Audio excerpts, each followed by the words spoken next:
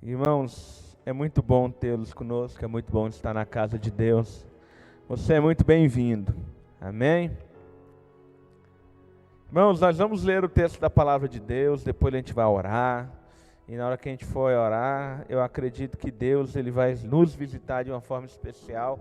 Eu quero te fazer um pedido, que você tente. Nós estamos aí debaixo de um jugo, de algumas normas.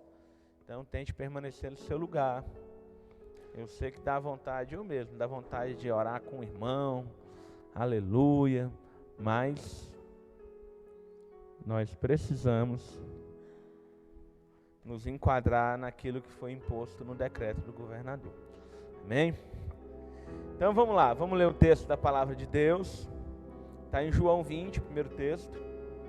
E depois a gente vai ler Lucas 24. É o mesmo contexto, irmãos. É o mesmo trecho. João 20, 19.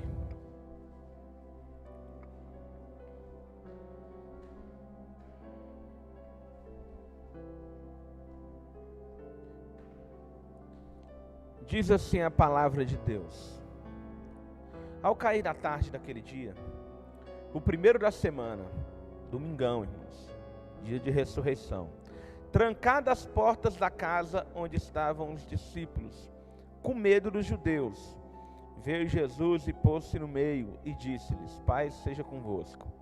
E dizendo isso, lhe mostrou as mãos e o lado. Alegraram-se, portanto, os discípulos ao verem o Senhor. Disse-lhe, pois, Jesus outra vez: Paz seja convosco. Assim como o Pai me enviou, eu também vos envio. E havendo dito isso, soprou sobre eles e disse-lhes: Recebei o Espírito Santo. Lucas 24. A partir do versículo 36.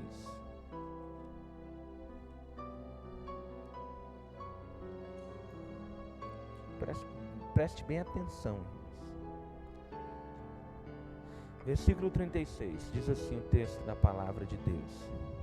Falavam ainda essas coisas, quando Jesus apareceu no meio deles, é o mesmo cenário, irmãos, e disse: Paz seja convosco. Eles, porém, surpresos e atemorizados, acreditavam estarem vendo um espírito. Mas ele lhes disse: Por que estáis perturbados? E por que dúvidas ao vosso coração? Porque sobem dúvidas ao vosso coração, melhor dizendo. Vede as minhas mãos e os meus pés, que sou eu mesmo. Apalpai-me e verificai, porque o espírito não tem carne nem osso, como vedes que eu tenho. Dizendo isso, mostrou-lhe as mãos e os pés.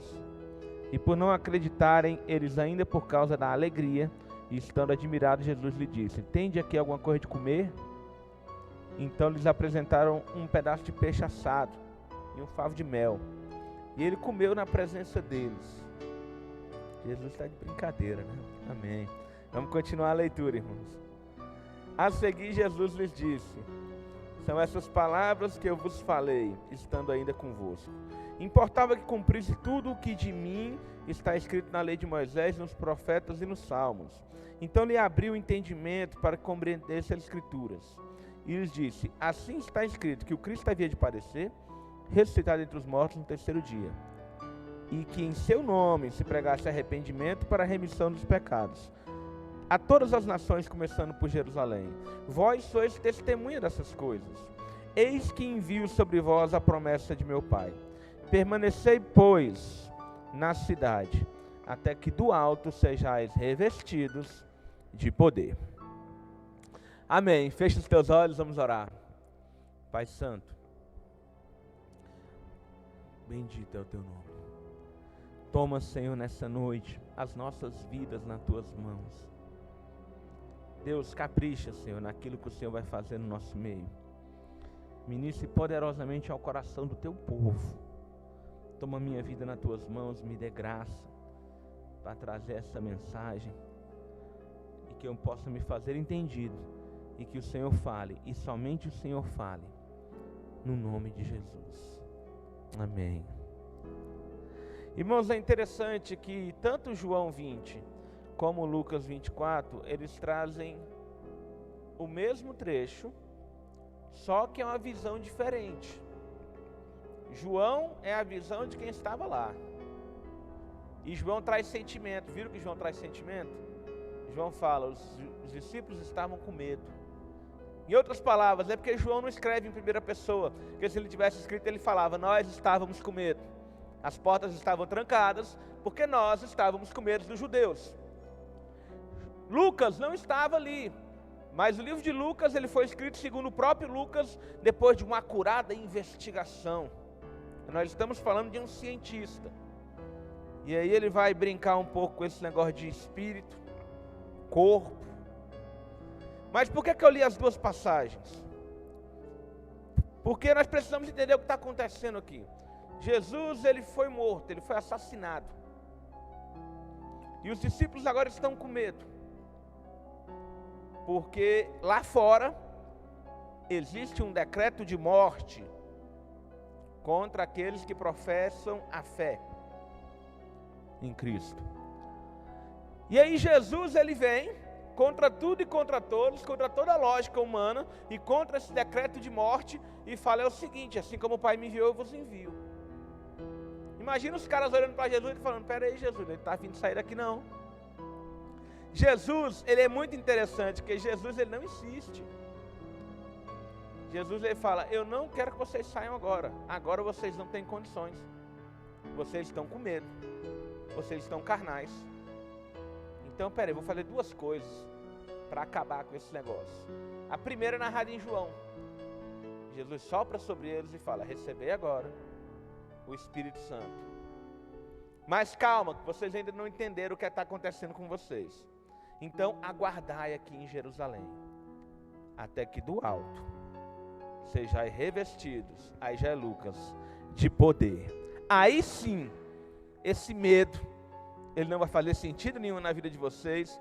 Aí sim vocês vão fazer aquilo que vocês precisam fazer. Mas aguarda, não vai agora não. Não vai na própria força não. Não vai na carne ainda não. Espere, orem, busquem, que do alto vocês serão revestidos de poder. Irmãos, na semana passada, nós começamos a falar de avivamento. E aí na quarta-feira a gente trouxe as bases de que o avivamento, ele vem num momento de declínio espiritual e moral. Existem precedentes, irmãos, de um avivamento. E esses precedentes me levam a crer que Deus está preparando algo para o nosso tempo. Preste atenção. Primeiro precedente, sempre que houve um grande avivamento na terra, foi num contexto de declínio espiritual e declínio moral. Também sempre que houve um grande avivamento na terra, foi um momento de juízo de Deus. Antes do avivamento veio juízo. Às vezes esse juízo veio por causa de uma praga, como nós lemos em Joel na semana passada, e muitas vezes também por causa de algumas guerras. Mas vinha juízo sobre Deus e a humanidade começava a passar pelos piores momentos da sua história. Esses são os momentos que precedem um avivamento. Uma outra coisa interessante é que existe uma média, não é um valor exato. Mas se a gente faz estudos dos grandes avivamentos, a gente tem uma média de um intervalo de 100 anos entre eles. Se a gente for fazer essa conta, está na hora. Amém? E Jesus, ele estava com aqueles discípulos, e eles não estavam prontos ainda para incendiar o planeta. Porque, irmão, vou te falar uma coisa, só põe fogo quem tem fogo. Ainda não havia se cumprido a promessa feita através de João Batista, onde ele falava assim, eu vos batizo com água. Ah, mas vem um depois de mim, que eu não sou digno de desatar as correias das sandálias. Ele vos batizará com o Espírito Santo e com fogo. Amém? E o último prenúncio de avivamento é que antes do avivamento, em meio à crise moral e espiritual, em meio ao juízo de Deus sobre a humanidade, sempre se levantaram pessoas que começaram a buscar uma consagração maior. De repente, em meio a todo um contexto que não tem nada a ver, sempre se levantaram homens, mulheres, sempre se levantaram pessoas para buscar Deus mais do que antes. E são justamente essas pessoas que Deus ele coloca para incendiar uma cidade, para incendiar uma nação. Irmãos, quando nós observamos a humanidade, quando nós observamos as pessoas, nós percebemos que existem 5 tipos de corações. Entenda coração não como miocárdio, não como músculo, mas entenda no sentido bíblico. A gente até ficava rindo do pastor Evaldo, né? Pastor Evaldo, um cheiro aí pra você. Que ele falava coração, fica aqui. É porque na palavra de Deus, coração, irmãos, está relacionado à minha consciência. Está relacionado à minha forma de pensar, que reflete na minha forma de agir. Então existem 5 tipos de coração. Existe o coração morto, existe o coração frio, existe o coração morno, existe o coração quente, existe o coração que está pegando fogo. Existe esses 5. O que é o coração morto? Irmãos, o coração morto é o coração daquela pessoa que não tem Jesus. Efésios 2 fala assim: e ele vos vivificou, estando vós mortos em vossos delitos e pecados. Então é o coração morto. Só que não é somente essas pessoas, irmãos, que têm um coração morto. Existem pessoas que o coração vai esfriando de tal forma que esse coração morre. E eu entendo pelo texto de Hebreus. Vamos dar uma lida em Hebreus? Hebreus capítulo 6. Que existem casos que já era. Existem casos que não vai ter mais jeito. É 6. Vamos lá, Hebreus 6. Olha o que esse texto está falando.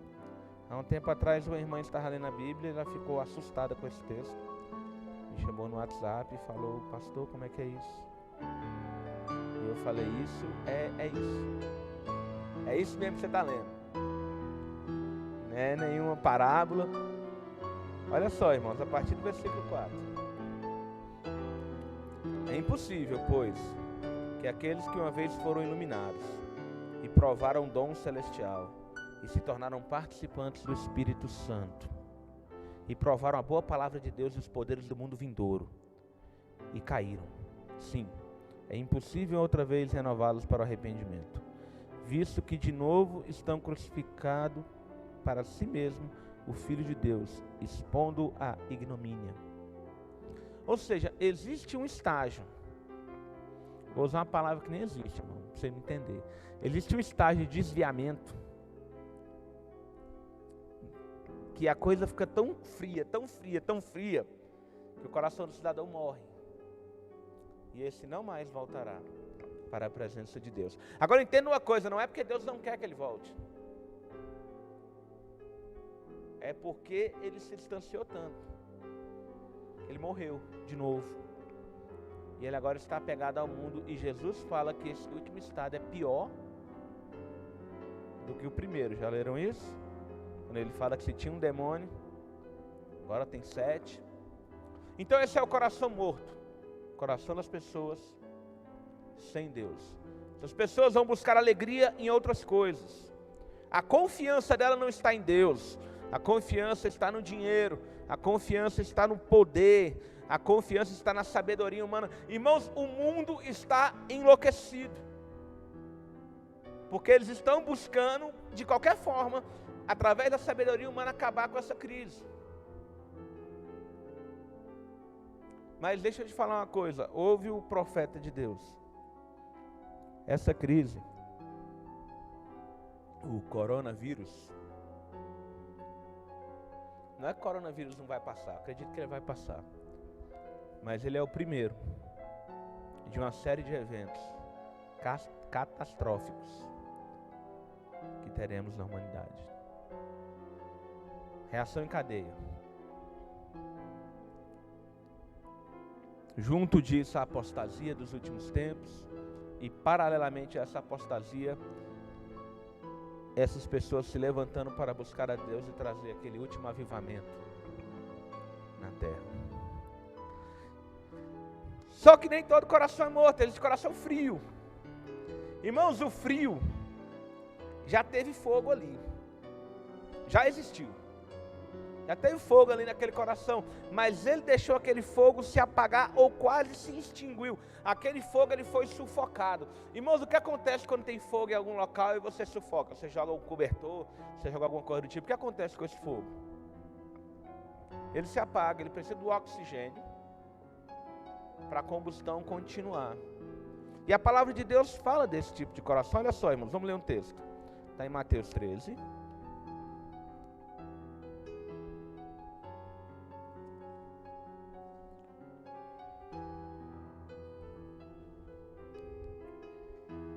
Dois versículos, o 7 e o 22. Vamos lá, Mateus 13, 7.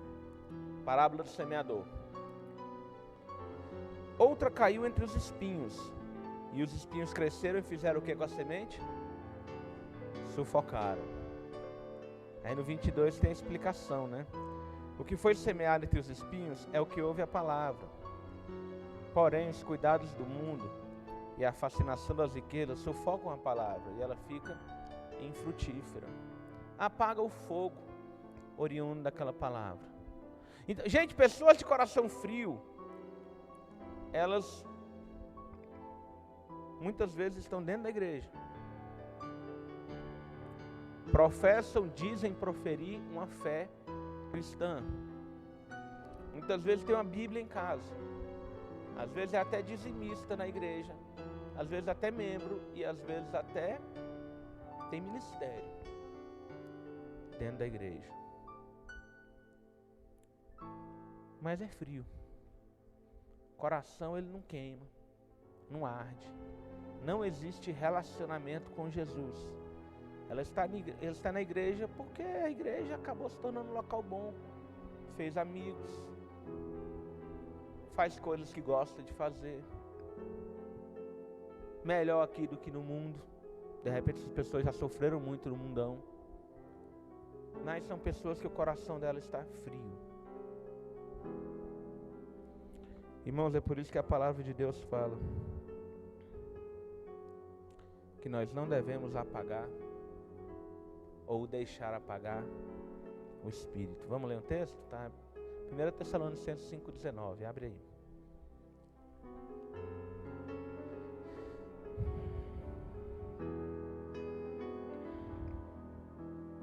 O que diz aí na sua versão? Não apagueis o Espírito. Irmãos, do mesmo jeito que lá no antigo tabernáculo, o fogo do altar vinha do céu, e o sacerdote, ele tinha o dever e a obrigação de manter aquela chama acesa, jogar lenha naquela chama para ela ficar acesa, da mesma forma em nossas vidas. O fogo ele vem do céu, e ele invade nosso interior. Mas cabe a nós mantermos essa chama acesa. Irmãos, o fogo é um negócio muito interessante. Esses dias nós estávamos ali na casa do Joabe, a gente estava assando uma carne, e aí tinha uns matos secos lá. E eu já sabia o que ia acontecer, irmãos, eu não sei porque eu dei essa ideia. Aí eu falei, taca fogo naquele mato lá, aproveita, eles estavam fazendo uma fogueira, falei, aproveita essa fogueira aí. Gente, o mato seco. Pior do que a ideia é que tinha um doido para executar, né? Aí Jefão foi lá e jogou fogo no mato seco. Irmãos, não passaram 15 segundos. Eu falei, agora joga água, senão vai incendiar a casa do Joabe.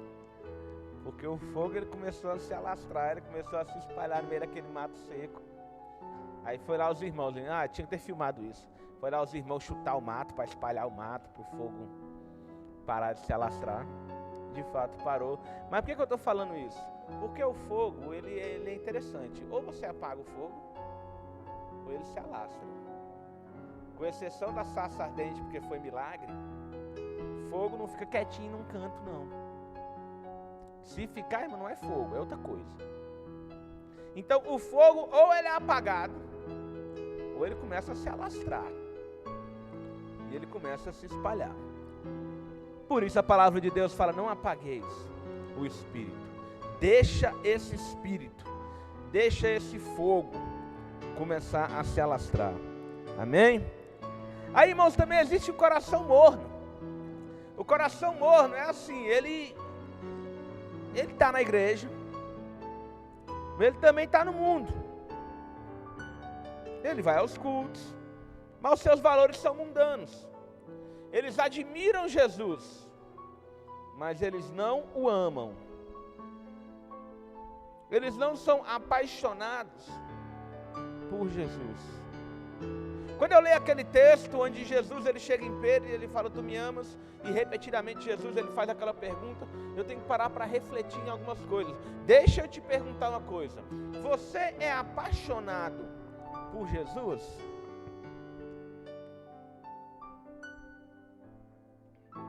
Só para você que pensou, eu sou. Reflete na sua resposta. Uma pessoa apaixonada, ela não pensa em outra coisa, a não ser no objeto da sua paixão. Gente, pessoa apaixonada, ela não só pensa em outra coisa, ela não fala em outra coisa. É chato pra caramba. Gente apaixonada enche o saco, porque ela não fala de outra coisa, senão do objeto da sua paixão. Você é apaixonado por Jesus? Ele é o seu assunto predileto? Ele é o seu pensamento predileto? Quando você vai conversar com uma pessoa que é apaixonada por um joguinho, Free Fire, o cara é apaixonado no Free Fire, só sabe falar disso. Aí se o outro também for, aí vai dar assunto. Senão não vai rolar. Apaixonado por futebol, só vai falar disso. Pastor, no domingo passado, ele contou a história do John Maxwell. John Maxwell, apaixonado pelo Celtics. Nessa história ele fala que ele e aquele velhinho só sabiam falar sobre o time do Celtics, que é o time de basquete da cidade de Boston. Ambos apaixonados por aquele time, quando eles iam conversar era só aquele assunto. Então, gente apaixonada só quer falar daquilo. Você é apaixonado por Jesus?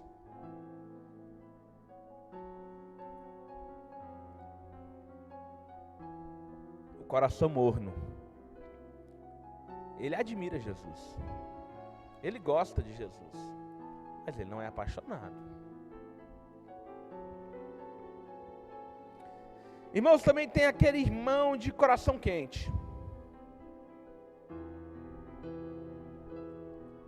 O cara é bom, ora, vida de oração, vida de leitura da palavra. Exemplo de coração morno, deixa eu voltar aqui, você pode pegar o Demas. Paulo fala, Demas nos abandonou amando o presente século. Ele sempre esteve dividido, até que um dia ele teve que fazer uma escolha. E olha que o Demas, irmãos, ele presenciou coisas que nós nunca presenciamos. O cara viu milagre, o cara viu glória de Deus, mas ele amou o presente século, o coração era morno. O coração quente, voltando, o cara ora, o cara lê Bíblia, o cara é fiel na igreja, mas, cara, parece que está faltando alguma coisa. Parece que falta alguma coisa para engrenar.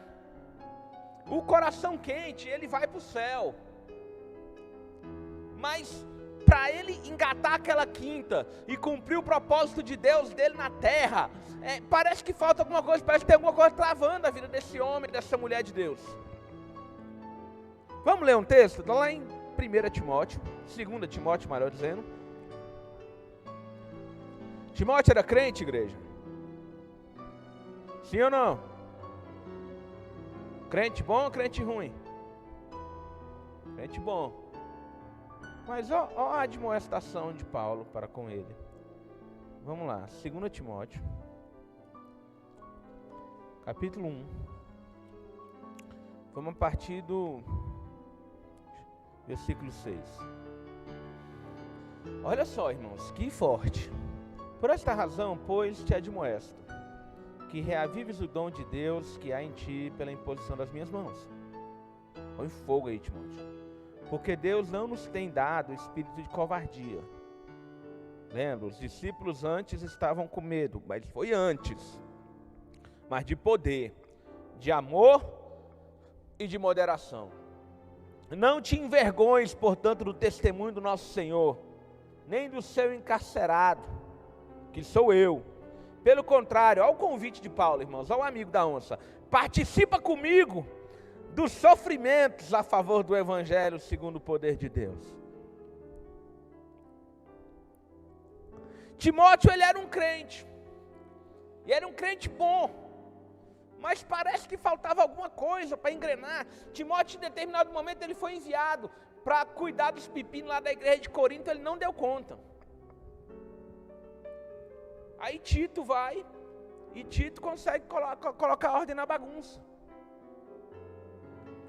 Então é um crente de coração quente, ele é bom, é crente, vai salvo. Mas parece que falta alguma coisa. Irmãos, eu não quero ter um coração quente. Eu quero ter um coração incendiado. Eu quero ter um coração pegando fogo. Porque esse é o coração do avivalista. O coração em chamas é o coração daquela pessoa que em meio à crise, que em meio ao juízo, que em meio ao declínio moral e espiritual, ele se levanta remando contra a maré e ele começa a buscar a Deus mais do que antes. E coisas extraordinárias acontecem. Irmãos, o fogo, ele se alastra. O coração incendiado, o fogo nele vai se alastrar. Uma pessoa que tem um coração em chamas, ela é incompreendida dentro da própria igreja. As pessoas acham que ela é fanática demais, radical demais, pega pesado demais. Uma pessoa com um coração em chamas, nem os próprios irmãos conseguem entendê-lo. Porque aquele fogo que arde dentro dele, ele não consegue explicar aquilo. Irmãos, eu estava orando ontem, aí o Espírito Santo me deu uma aula de física. Vou falar para vocês. Foi bem assim, irmãos, vou compartilhar com vocês. Sabe por que Sadraque, Mesaque e Abednego não queimaram na sarça? O fogo no interior deles era mais quente do que o fogo de fora. E o calor sempre vai do mais quente para o mais frio. Então o calor não entrava, o calor saía. Fiquei arrepiado agora. É por isso que a Bíblia fala: se passares pelo fogo, não te queimarás. Não é só para eles, é promessa para o povo de Deus, é promessa para a igreja. Agora eu tenho que entender por que eu não me queimo. Porque no meu interior existe um fogo que é mais quente. E fogo nunca vai pôr fogo em fogo. Fogo põe fogo em outra coisa. Então o fogo no interior deles era mais quente do que o fogo do exterior. Por isso eles não queimavam. Por isso a sarça parecia qualquer outra coisa. Vocês querem ver outro detalhe? Diz a tradição da igreja que João, o apóstolo João, ele foi jogado num barril de azeite fervendo. Imagina a temperatura daquele azeite. Mas a temperatura dentro de João era maior do que a temperatura daquele azeite. Então o calor não entrava, o calor saía. Irmãos, a pessoa que tem um coração queimando, ela faz coisas que não tem lógica. Eu gosto de ler sobre esses homens, esses avivalistas, irmãos. Todo mundo já ouviu falar de John Wesley. John Wesley, ele foi nos Estados Unidos para pregar, na Nova Inglaterra, como era chamada. John Wesley volta chateado, decepcionado, porque não deu bom não. Aí ele conheceu uns caras, uns irmãos moravianos, que esses caras vinham de um avivamento na Morávia, região ali da antiga Tchecoslováquia, que os caras incendiaram aquela região da Europa, e o Wesley conhece esses caras. Irmão, só para vocês terem uma ideia, o que é um coração em chamas, pra você entender. Os jovens, estou falando dos jovens moravianos, olha o que eles decidiram fazer. Eles decidiram, por livre e espontânea vontade, se tornar escravos, só para pregar para os escravos, só para levar aqueles escravos para o céu. Então eles de livre e espontânea vontade se tornavam escravos, só para poderem pregar o evangelho para os outros. Olha que loucura! Mas o coração deles queimava, irmãos. E aí John Wesley conhece dois moravianos, começa a conviver com esses caras, e John Wesley fica doido. John Wesley fica doido, e um dos maiores avivamentos da história da humanidade acontece através desse homem. E depois disso, lá na Inglaterra, as pessoas perguntavam para Wesley, por que as multidões, elas se reúnem para te assistir? E ele respondia assim: eu me coloco em chamas, e a multidão vem me ver queimar. A diferença do John Wesley que foi para os Estados Unidos, para o John Wesley que estava na Inglaterra agora, é que um era um crente, coração quente, bem intencionado, querendo fazer a obra de Deus. O outro era incendiário. O outro, o coração estava em chamas, irmãos.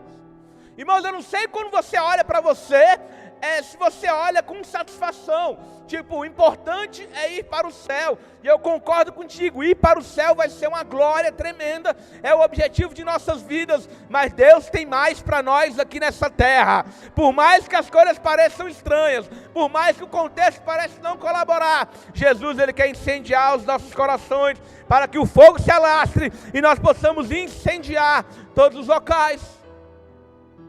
Irmãos, esses homens, a obra de Deus através deles, era uma obra onde prostíbulos fechavam, bares se fechavam, toda a circunvizinhança era afetada por causa da vida desses homens. Eu estava lendo sobre um cara chamado Jonathan Edwards, primeiro reitor de Princeton. Essas faculdades famosas que a gente vê aí na Europa, nos Estados Unidos, nasceu tudo faculdade crente.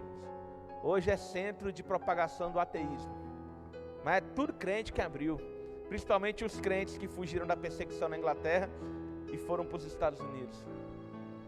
O Jonathan Edwards, eu estava brincando com a minha esposa, ele foi responsável por um dos maiores avivamentos dos Estados Unidos. E ele pregava ao ar livre, e o sermão dele era lido. Irmão, imagina. Eu começar aqui, irmãos.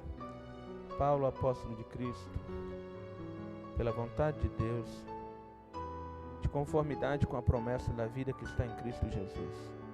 Ao amado Timóteo, graça, misericórdia, paz da parte de Deus Pai e de Cristo Jesus, nosso Senhor.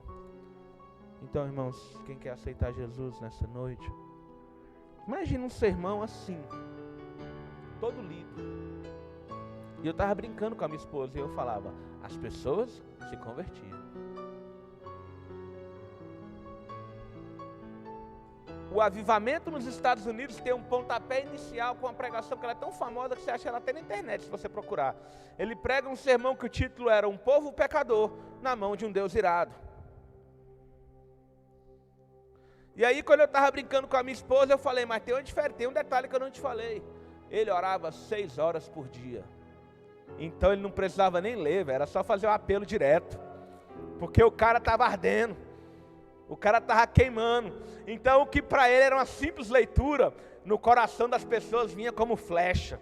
No coração das pessoas vinha como labareda. No coração das pessoas vinha como fogo. E quando aquele homem fazia o apelo, irmãos, as pessoas se convertiam uma atrás da outra. Também nos Estados Unidos existia um homem chamado Dwight Moody. Hoje é o nome de um instituto. Instituto Moody. Dwight Moody. Presta atenção, irmãs. A Fátima está aqui conosco. Ouve aí, Adriana. Dwight Moody, ele começou com o ministério infantil. 12 crianças. Irmãos, você que tem seu filho, deixa eu te falar uma coisa. Eu fico olhando essas irmãs aí, trazendo uma mensagem para as crianças. Elas fazem o maior marabalismo. É cenário, é roupa, um monte de coisa.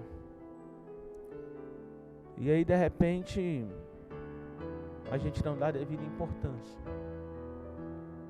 Faz isso não. Ninguém tem obrigação de cuidar do meu filho.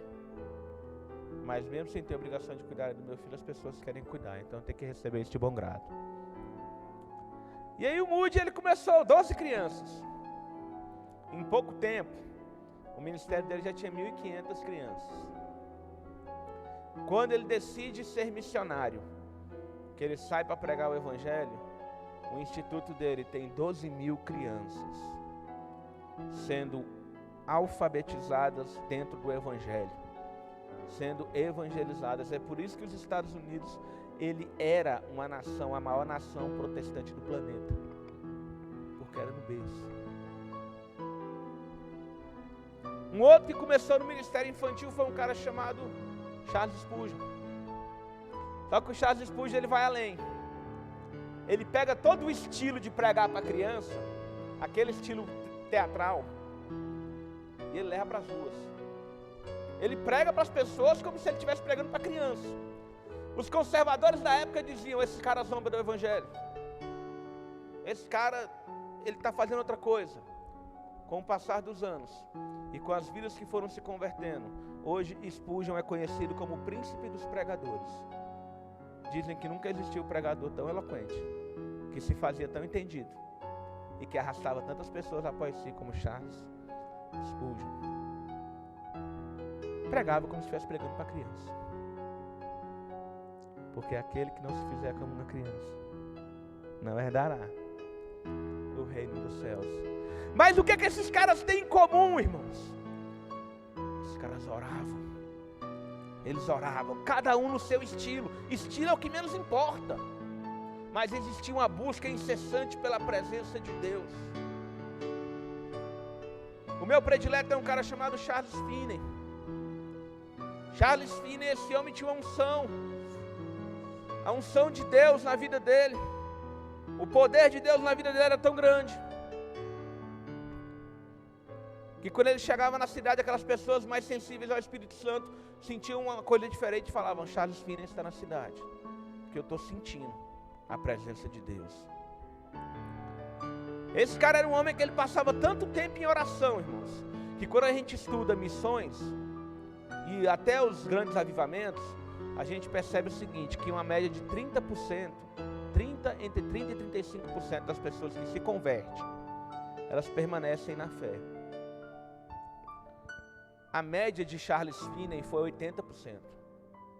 80% dos crentes que se converteram através de suas pregações permaneceram na fé até o dia de sua morte. O que esses homens tinham em comum? Eles queimavam. O coração deles ardia. De repente você já leu o livro de Êxodo e pensou: como é que Moisés aguentava ficar 40 dias sem comer e sem beber ali no monte? Ah, irmãos, porque ali no monte o negócio está quente. E eu imagino que Moisés não via nem o tempo passando.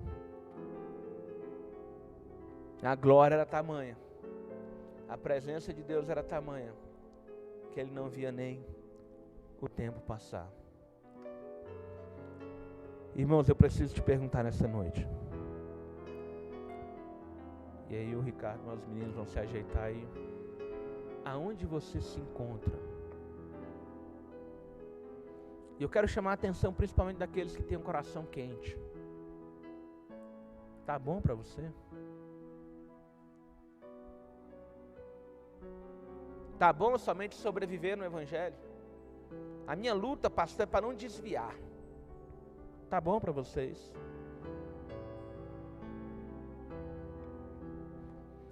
É como se Deus ele tivesse um banquete e você quisesse ficar só nos aperitivos.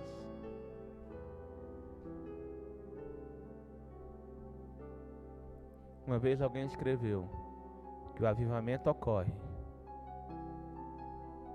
quando o pecado em nossas vidas, ele passa a ser sério, ele passa a ser levado a sério, e a presença de Deus vira prioridade. Antes eu orava pouco porque tinha pouco tempo.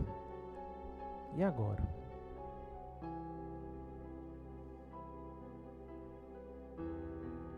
Eu quero convidar você a se colocar de pé. Eu não tenho nenhuma dúvida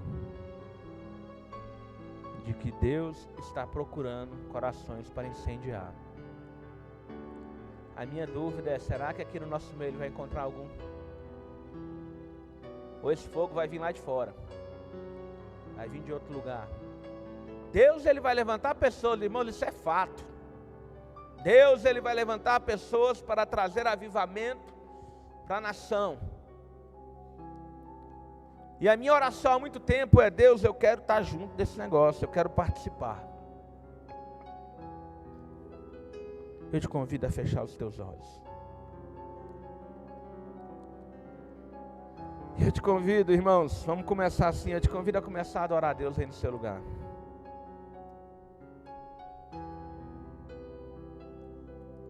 Eu falei relativamente pouco para a minha média de pregação, para a gente poder orar. Então entre na presença de Deus. Kalamashou nere kalamagai. Santo. Vai adorando. Vai adorando. Uma característica de quem tem o coração pegando fogo é que ele não tem dificuldade de adorar. E adorar é um sacrifício, irmãos. Por isso que a Bíblia fala sacrifício de louvor. Mas é só no início, até a glória de Deus se manifestar. Aí o tempo ele passa rápido. Aí quando a gente for acabar essa reunião, você vai falar assim: já? Como assim? Oh! Mamãe chorou que eu lerei galabagalai. Vem Espírito Santo. Você que está no seu lugar, na sua casa, irmãos. Já que você não está aqui, porque aqui o negócio vai ser quente.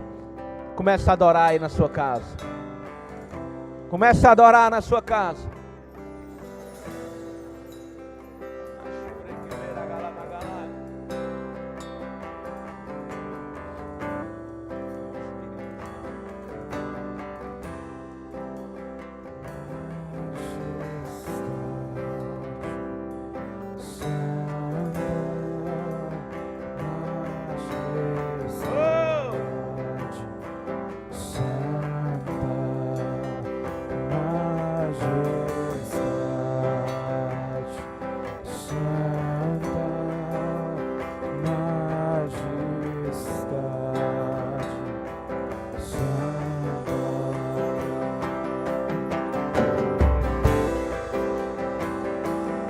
Sopra Espírito sobre nós.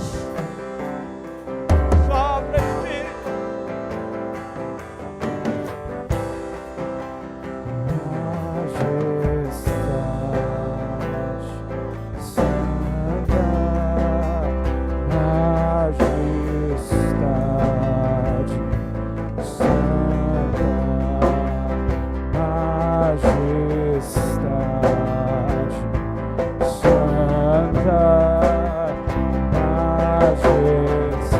Adore. Seja cheio. Adorando.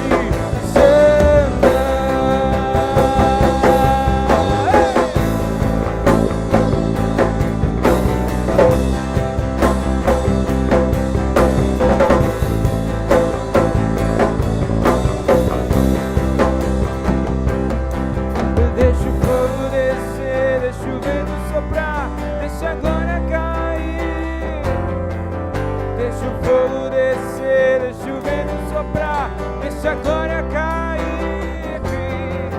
Deixa o fogo descer, deixa o vento soprar, deixa a glória cair. Deixa o fogo descer, deixa o vento soprar, deixa a glória cair. Deixa o fogo descer, deixa o vento soprar, deixa a glória cair. Deixa o fogo descer, deixa o vento soprar, deixa a glória cair. Deixa o fogo descer, deixa o vento soprar, deixa a glória cair. Oh.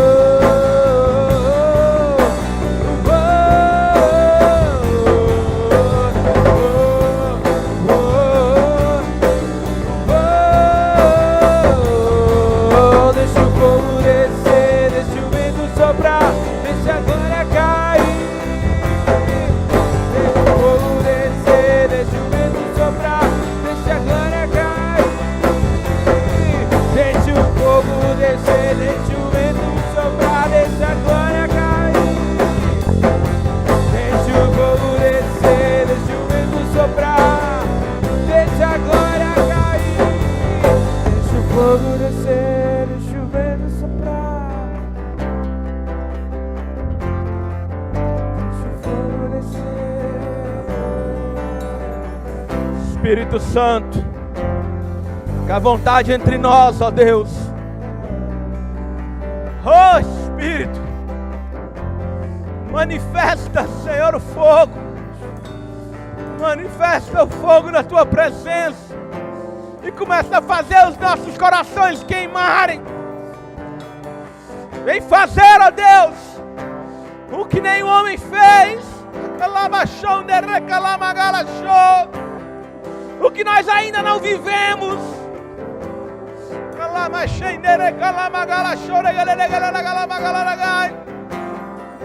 Nos leve a uma adoração nunca antes.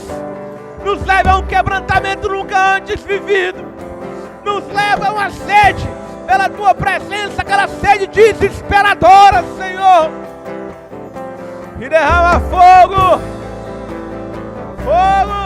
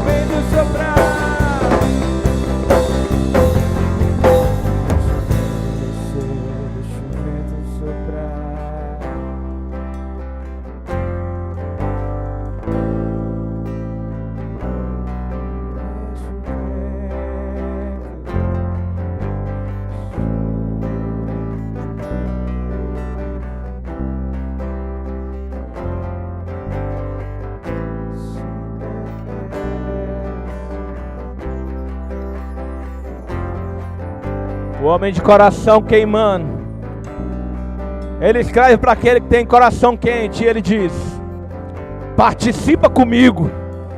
Ô Timóteo, participa comigo do sofrimento. Paulo, mas isso é convite. Timóteo, a minha leve e momentânea tribulação não é nada. Ela não é absolutamente nada comparado com aquilo que há de vir.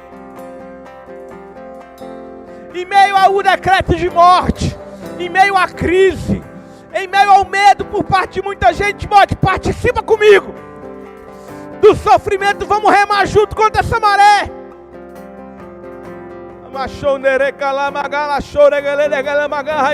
Começa a pedir para Deus um coração queimando. Fala, Deus, eu não quero ser mais um crente no meio da congregação. Eu não quero ser mais um, oh Deus, eu quero ser aquele que o Senhor vai usar. Eu quero ser aquele que vai alastrar a presença do Senhor pela minha casa, pela minha rua.